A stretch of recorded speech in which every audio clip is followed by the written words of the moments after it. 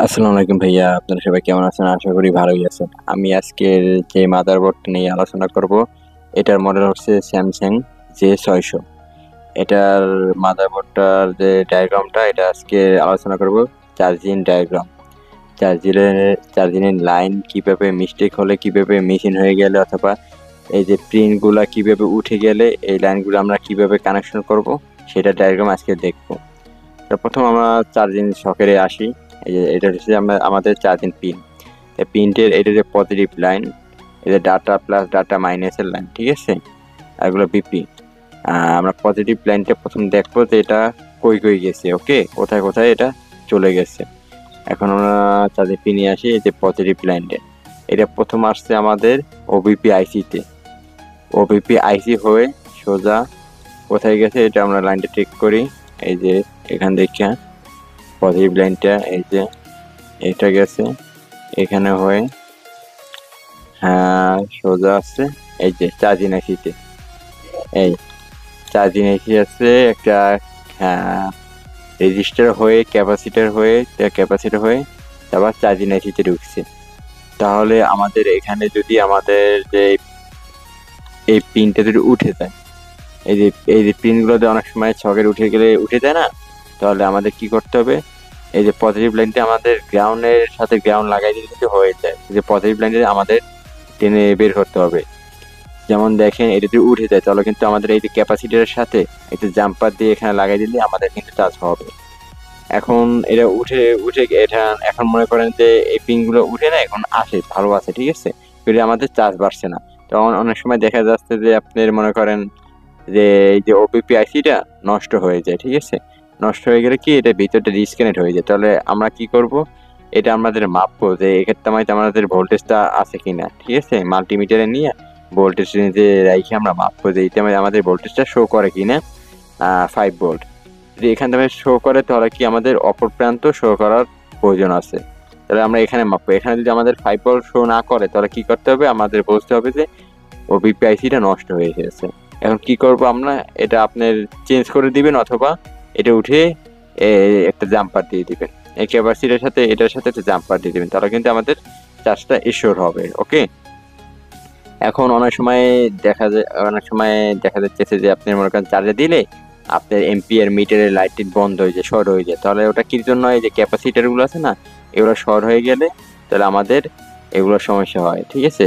Charging station short থাকলে তো কি করতে হবে? ক্যাপাসিটি মাপতে হবে, ঠিক আছে, ডাইরেক্ট রেঞ্জে নিয়ে।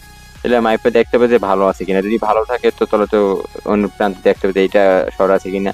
যদি এটা শর্ট থাকে তাহলে কি করতে হবে? চেঞ্জ করতে হবে, অথবা উঠে ফেলা দিতে হবে। চেঞ্জ করাটা বেটার হবে। লাগাই দিলে এটা কি ক্যাপাসিটির কাজকে ফিল্টারিং করতে পারবে।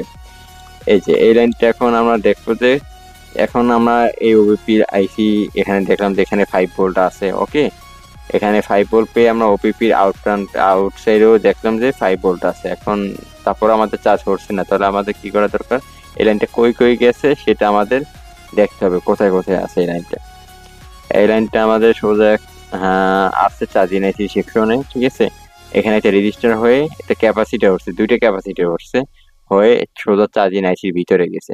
তাহলে দেখতে হবে যে আমাদের এখানে লাইনটা আছে কিনা, ঠিক আছে, ডাইরেক্ট রেঞ্জে রাইখা। যদি এই তোমার যে লাইনটা যদি থাকে যে বাজার মধ্যে রাইখা, যদি এই লাইনটা যদি এই তোমার যে আপনার এখান তোমার যে বিট যদি সাউন্ডটা আসে, তাহলে কি করতে হবে? যে বুঝতে হবে যে আমাদের এখানে লাইনটা ঠিক আছে। এখন আপনি মনে করতেছেন যে মনে করেন এখানে আপনি বিটটি পেলেন, অপর প্রান্তে বিটটি পেলেন না, তাহলে কি করতে হবে? এটা তো অবশ্যই একটা রেজিস্টার কি করতে হবে? এই রেজিস্টার চেঞ্জ করতে হবে, অথবা আপনার শর্ট করে দিলে হয়ে যাবে, ওকে। আর এই ক্যাপাসিটরের কাজটা তো বললাম, যদি এগুলো শর্ট হয়ে যায় তাহলে কি করতে হবে? চেঞ্জ করবেন, অথবা উঠে ফেলাই দিবেন। চেঞ্জ করাটা বেটার, চেঞ্জ করে দিবে সবসময়, কারণ ফিল্টারিং করবে। এখন আমরা দেখি যে মনে করেন আমাদের যে এই যে পজিটিভ লাইনটার মান আছে, এইটা হয়তো আপনার ঠিক আছে, ওকে, ঠিক আছে। এই যে এটা সমস্যা হচ্ছে যে আপনার চার্জ হয়, শো করে ডিসপ্লেতে, কিন্তু চার্জটা জমে না। তো জমে না কি কারণে? এটা আমাদের চার্জিং আইসির কারণে জমে না। তো চার্জিং আইসিটা কি করতে হবে তাহলে? এটা চেঞ্জ করে দিতে হবে। তাহলে আমাদের কি করব? এই চার্জিং আইসিটা চেঞ্জ করে দিব। তাহলে দেখি আমাদের যে চার্জ জমে না, চার্জ স্টোর হয় না, এটা আমাদের সলিউশন হয়ে যাবে, ঠিক আছে। এইভাবে করে আমাদের পজিটিভ লাইনটা টেনে দিব।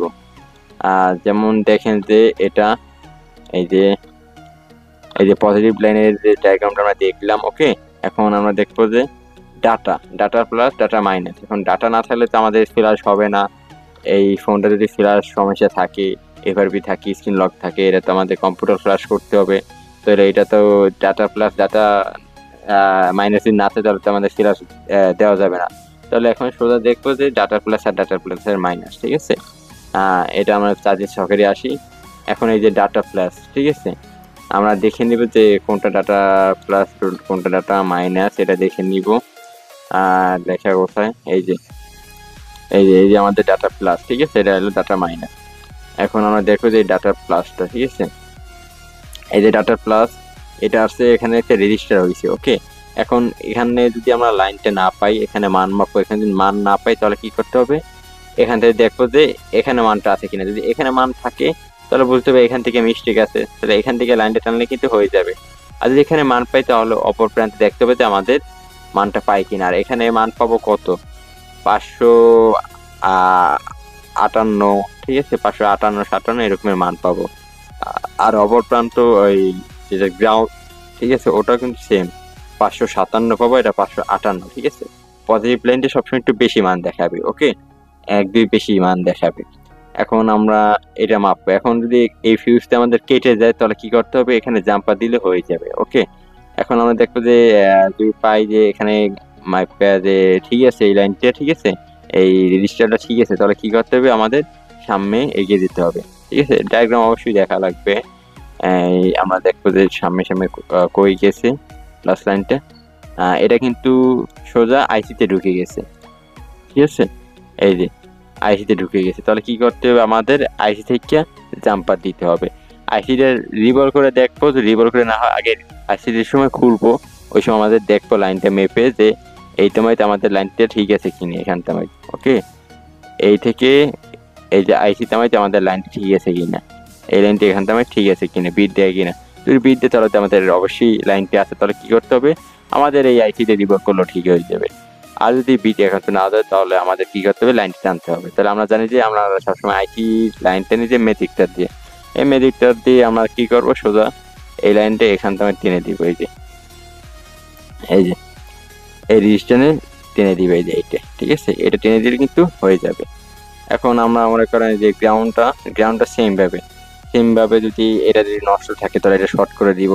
আর যদি মনে করেন যে না আপনার এটা ঠিক আছে তাহলে কি করতে হবে, অবশ্যই আইসিতে আসতে হবে। তো এটাও কি সেম ভাবে কিন্তু গেছে আইসি ভিতর থেকে। তো এটা কি যদি মিস্টেক থাকে রিভল করে দেখো, না হলে এই যে আপনার কয়েলটার দিয়ে একটা জাম্পার দিয়ে, ঠিক আছে, ম্যাজিকটা দিয়ে একটা জাম্পার দিয়ে তারপর আমরা কি করব, এখান থেকে আমরা লাইনটা দিয়ে দিব। ওকে, এই লাইনটা দিয়ে দিলে তো আমাদের কি ডাটা প্লাস ডাটা মাইনাসের এটা সলিউশন হয়ে যাবে। ঠিক আছে, এই লাইনটা। আর এইটা হচ্ছে যে যেটা গোলাপি কালার দেখতে পাচ্ছেন 4 নাম্বার, এটা কিন্তু সিগন্যালের লাইন। এটা যদি না থাকে তাহলে তো আমাদের সিগন্যাল দিবে না। তাহলে এটা কি করতে হবে, সেম ভাবে যে এখানে মাপবেন, এখানে যদি মাপবেন যে রিসেন্টটা ঠিক থাকে তাহলে তো এখান থেকে জাম্পার দিয়ে দিবেন। আর যদি এখানে মান না পান তাহলে কি করতে হবে, সোজা আইসিতে আসতে হবে। ঠিক আছে, এই যে কোথায় গেছে এটা গেছে কিন্তু আমাদের সোজা আইসির ভিতরে, এখান থেকে আইসিটি উঠে রিভলভ করবেন অথবা এখান থেকে জাম্পার দিবেন। ঠিক আছে, আগে দেখবেন, উঠানোর পর মাপ দিয়ে দেখতে হবে যে লাইনটা আমাদের এইটার মধ্যে আছে কিনা। ওকে, এখন আমরা আইসি উঠানোর পর দেখতেছি যে আপনার এখান থেকে লাইন এই যে আইসিতে আমার ঠিক আছে। ওকে, এই আইসিতে আমাদের আমরা লাইনটা পারছি। ঠিক আছে, এইটা আমার টেকিং পারছি, কিন্তু আমরা রিভলভ করে বলাইলাম তারপর হচ্ছে না। তাহলে কি দেখা লাগবো, এই যে আমাদের যে ডাটা পি, এই যে এন, ঠিক আছে, এটা এই যে সিপো থেকে আসছে। এখন আমাদের দেখতে হবে যে অবশ্যই যে সিপো থেকে লাইনটা আসতেছে কিনা। যদি আমরা এই যে সিপো থেকে আসছে, যদি এখানে আমরা মাপবো, আইসিটা উঠে দিয়ে এই 2টা পিনে মাপবো, যদি এই 2টা পিনে মান থাকে তাহলে কি করতে হবে, আমাদের এই চার্জিং আইসিটা চেঞ্জ করতে হবে। ওকে, চেঞ্জ করলে 100% এটা সলিউশন হয়ে যাবে। এখন যদি আমরা এই 2টা পিন যদি না পাই, আর যদি মনে করেন এখানে যদি মান না পাই তাহলে কি করতে হবে, সিপো এসি খুলে সিপো এসি দেখতে রিভলভ করতে হবে, তাহলে কিন্তু এটা হয়ে যাবে। ওকে, এখন আমরা দেখবো যে এই যে আপনার যে এই যে লাল রঙের দেখতে পাচ্ছেন, এই যে এইটা, ঠিক আছে, এটা কিন্তু সোজা ব্যাটারি কানেক্টরে গেছে। এটা হচ্ছে যে ব্যাটারি কানেক্টর ভোল্টেজটা, এটা কি আউটপুট হয়, চার্জটা হয়। ঠিক আছে, এটা থেকে তাহলে কিন্তু এটা যদি মিস্টেক থাকে তাহলে কিন্তু আমাদের চার্জ হবে না। ঠিক আছে, তাহলে এটা দেখতে হবে যে কোথায় গেছে। তাহলে এটা কিন্তু একটা এখানে একটা ক্যাপাসিটি হয়েছে, ক্যাপাসিটি হয়ে ডায়োড হয়েছে, ডায়োড হয়ে এটা আর R22 রেজিস্টার হয়ে কিন্তু আইসি ভিতরে গেছে। তাহলে এটা মাপতে হবে, যদি R22 রেজিস্টারটা কেটে যায় তাহলে কিন্তু আমাদের চার্জ হবে না।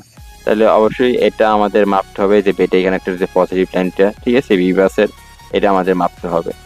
এই যে এটা কোথায় কোথায় গেছে এই লাইনটা, এই লাইনটা যদি এখান থেকে আমরা মনে করেন এখানে মানটা পারছি, এখানে পারছি না, ঠিক আছে, তাহলে কি করতে হবে, এটা চেঞ্জ করে দিতে হবে। চেঞ্জ করলে সবচেয়ে ভালো হয়, শর্ট করে দিলে সমস্যা হবে, কারণ আবার সমস্যা দেবে, এটা কি চেঞ্জ করে দেবেন, তাহলে কি আমাদের সলিউশন হয়ে যাবে। আর আমরা আসি যে আপনাদের এই যে এটা হচ্ছে যে এই লাইনটা হচ্ছে যে আমাদের বিবাসের কয়েল, ঠিক আছে, এটা কয়েল থেকে ফিল্টার হয়ে আসে ভিতরে ঢুকে।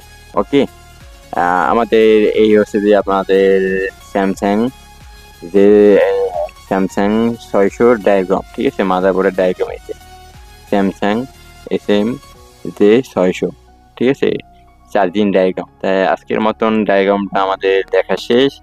পরবর্তী নেক্সট টাইমে আমাদের যে অন্যান্য যে সেকশন আছে, ক্যামেরা সেকশন, তারপর যে আপনার রিঙ্গার সেকশন, তারপর যে air speaker section, micro speaker section, ঠিক আছে, মাইক্রোফোন, ওয়াইফাই, জাম্পার নয়, এগুলো আমরা দেখবো, ঠিক আছে।